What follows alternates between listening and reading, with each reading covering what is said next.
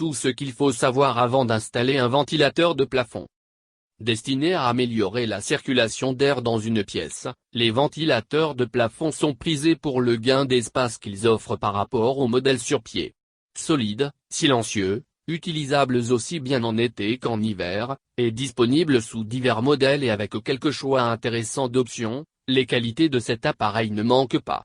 Voici une revue de tout ce qu'il y a à savoir avant d'installer un ventilateur de plafond chez vous.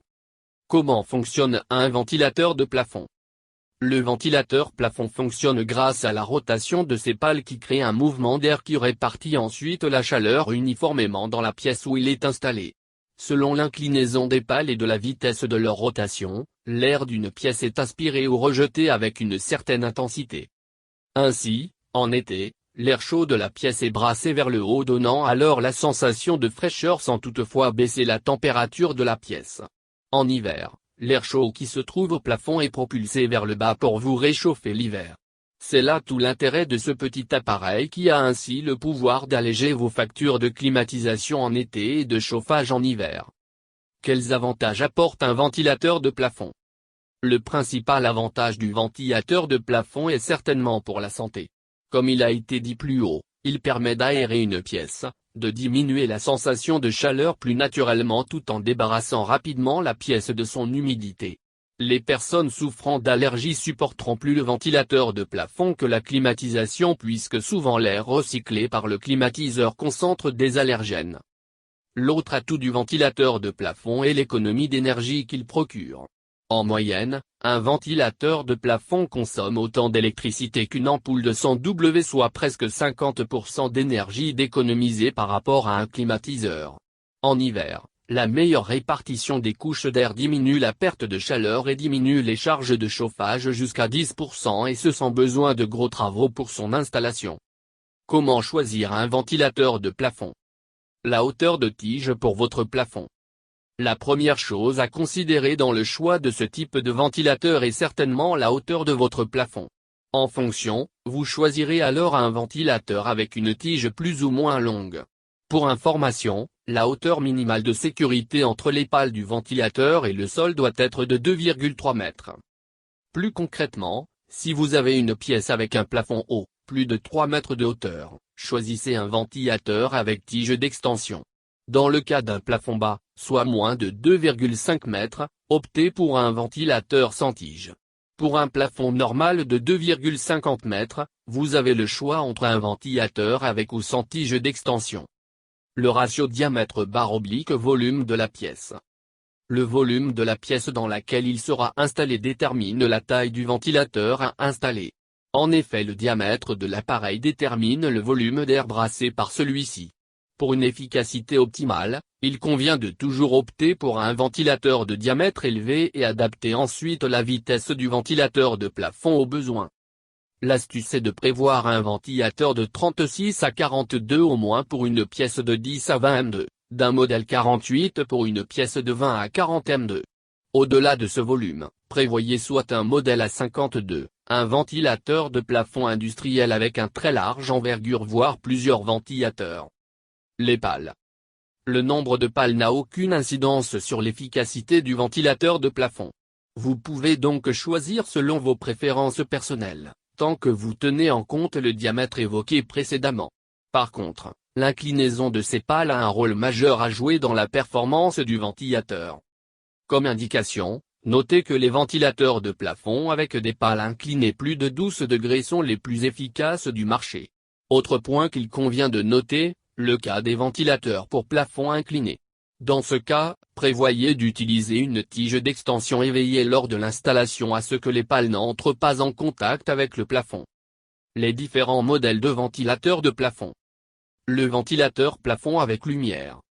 Une particularité intéressante de certains ventilateurs de plafond est qu'ils font aussi office de luminaire avec un lustre ou un globe intégré.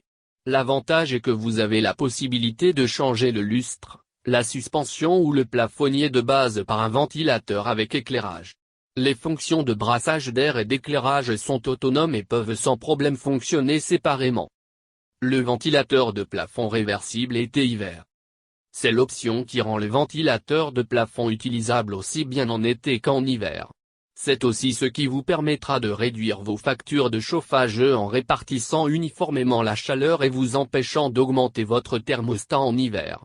Pour bénéficier de cette fonction, le ventilateur de plafond vient avec un moteur d'essai ou alors un moteur basse consommation ainsi qu'une télécommande pour inverser le sens de rotation des pales pour inverser la fonction été/hiver. Le ventilateur plafond avec télécommande, commande murale ou chaîne à tirette.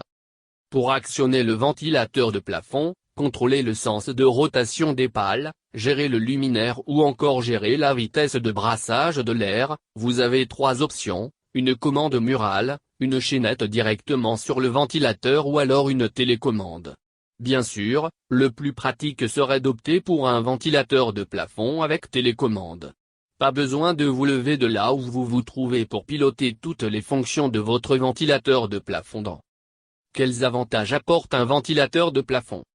Le principal avantage du ventilateur de plafond est certainement pour la santé. Comme il a été dit plus haut, il permet d'aérer une pièce, de diminuer la sensation de chaleur plus naturellement tout en débarrassant rapidement la pièce de son humidité.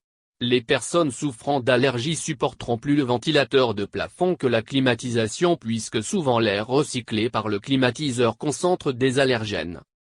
L'autre atout du ventilateur de plafond est l'économie d'énergie qu'il procure. En moyenne, un ventilateur de plafond consomme autant d'électricité qu'une ampoule de 100 W, soit presque 50% d'énergie d'économiser par rapport à un climatiseur. En hiver, la meilleure répartition des couches d'air diminue la perte de chaleur et diminue les charges de chauffage jusqu'à 10% et ce sans besoin de gros travaux pour son installation. Comment choisir un ventilateur de plafond? La hauteur de tige pour votre plafond. La première chose à considérer dans le choix de ce type de ventilateur est certainement la hauteur de votre plafond. En fonction, vous choisirez alors un ventilateur avec une tige plus ou moins longue. Pour information, la hauteur minimale de sécurité entre les pales du ventilateur et le sol doit être de 2,3 mètres. Plus concrètement, si vous avez une pièce avec un plafond haut, plus de 3 mètres de hauteur, choisissez un ventilateur avec tige d'extension. Dans le cas d'un plafond bas, soit moins de 2,5 mètres, optez pour un ventilateur sans tige. Pour un plafond normal de 2,50 mètres, vous avez le choix entre un ventilateur avec ou sans tige d'extension. Le ratio diamètre/volume de la pièce. Le volume de la pièce dans laquelle il sera installé détermine la taille du ventilateur à installer. En effet, le diamètre de l'appareil détermine le volume d'air brassé par celui-ci. Pour une efficacité optimale, il convient de toujours opter pour un ventilateur de diamètre élevé et adapter ensuite la vitesse du ventilateur de plafond aux besoins.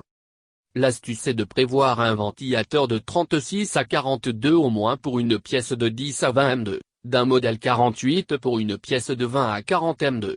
Au-delà de ce volume, prévoyez soit un modèle à 52, un ventilateur de plafond industriel avec un très large envergure voire plusieurs ventilateurs. Les pales. Le nombre de pales n'a aucune incidence sur l'efficacité du ventilateur de plafond. Vous pouvez donc choisir selon vos préférences personnelles, tant que vous tenez en compte le diamètre évoqué précédemment. Par contre, l'inclinaison de ces pales a un rôle majeur à jouer dans la performance du ventilateur. Comme indication, notez que les ventilateurs de plafond avec des pales inclinées plus de 12 degrés sont les plus efficaces du marché. Autre point qu'il convient de noter, le cas des ventilateurs pour plafond incliné. Dans ce cas, prévoyez d'utiliser une tige d'extension et veillez lors de l'installation à ce que les pales n'entrent pas en contact avec le plafond. Les différents modèles de ventilateurs de plafond. Le ventilateur plafond avec lumière. Une particularité intéressante de certains ventilateurs de plafond est qu'ils font aussi office de luminaire avec un lustre ou un globe intégré. L'avantage est que vous avez la possibilité de changer le lustre, la suspension ou le plafonnier de base par un ventilateur avec éclairage. Les fonctions de brassage d'air et d'éclairage sont autonomes et peuvent sans problème fonctionner séparément. Le ventilateur de plafond réversible été-hiver. C'est l'option qui rend le ventilateur de plafond utilisable aussi bien en été qu'en hiver. C'est aussi ce qui vous permettra de réduire vos factures de chauffage en répartissant uniformément la chaleur et vous empêchant d'augmenter votre thermostat en hiver. Pour bénéficier de cette fonction, Le ventilateur de plafond vient avec un moteur d'essai ou alors un moteur basse consommation ainsi qu'une télécommande pour inverser le sens de rotation des pales pour inverser la fonction été barre oblique vert. Le ventilateur plafond avec télécommande, commande murale ou chaîne à tirette. Pour actionner le ventilateur de plafond, contrôler le sens de rotation des pales, gérer le luminaire ou encore gérer la vitesse de brassage de l'air, vous avez trois options, une commande murale, une chaînette directement sur le ventilateur ou alors une télécommande. Bien sûr, le plus pratique serait d'opter pour un ventilateur de plafond avec télécommande. Pas besoin de vous lever de là où vous vous trouvez pour piloter toutes les fonctions de votre ventilateur de plafond.